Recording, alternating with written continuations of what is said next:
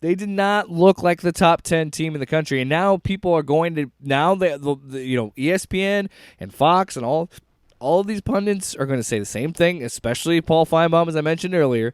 They're going to be like, look, see, I told you, because it's one game, so we all have to do that classic overreaction.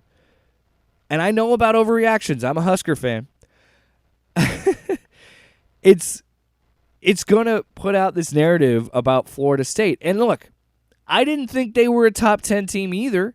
I didn't think they were going to be as good as that 13-0 team last year. This isn't the same team. But they make moves. They bring in DJ Uiagalelei. I'm sure I butchered that name. They bring him in from the portal, make this big move, and then he comes out and he can't throw a pass up in the air. All of his passes are drag routes and checkdowns and out routes. You don't believe me? His first half stat, they had a graphic of it on ESPN. He was 12 of 14, and air yardage, like the amount of time that the football was in the air was like negative 2.1% or something like that, which is it's just, you can't even do that on the video game. So let alone have that happen in a real football game.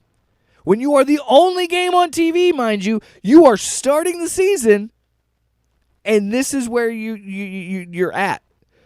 And I think that it is and so all these pundits are going to come out and say, well, look, they deserve what happened to him in the playoff last year. They didn't deserve to be in the top 10. DJ Uiagalelei, however you say his name, he's a journeyman in college football, for a reason, which is now a new term thanks to the transfer portals. The journeyman used to only exist in pro football, but here we are in college football. So those are going to be coming the narratives out of this game. And that's the frustrating thing, too. It's not the narrative of how well Georgia Tech played. Two things can be true. I think Florida State didn't play up to expectations.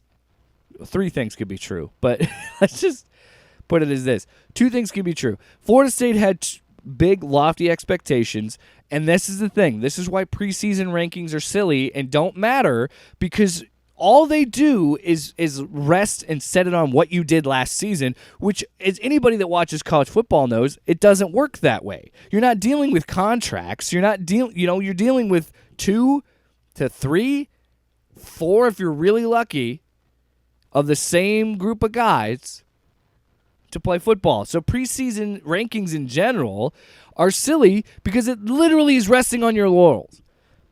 And the only time I accept preseason rankings is when you say the defending national champion is number 1. Because until they are beaten, they are the reigning champion. Until they can be knocked off that throne, that's where they rest. Other than that, nobody else should be ranked. To be quite honest, the only times we should ever have rankings is when the college football rankings come out. But because we like to talk about this sport, we love this sport, we have to speculate about this sport, then we have preseason rankings. We have these rankings from the AP and all this stuff that don't really matter or make any. All it does is make it look good for you at the end of the year when they look at your resume, which doesn't really factor in as much because now we have 12 teams.